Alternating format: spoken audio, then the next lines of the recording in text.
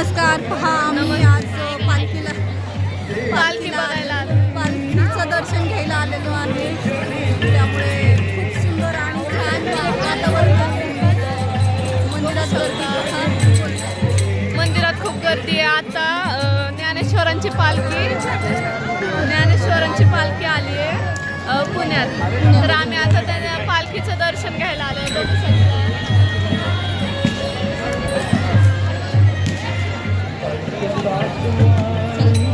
तर आम्ही चाललोय आता. तुम्ही पण सगळेजण आलेत का पालखीला? पालखीचं दर्शन घ्या. खूप छान वाटतंय. मस्त खूप गर्दी आहे. सामान वगैरे म्हणजे मेळा भरल्यावर खूप सुंदर छान बाईट घ्या. माझ्यासोबत माझी मामी आहे आणि मामीची मुलगी आहे. हे पहा.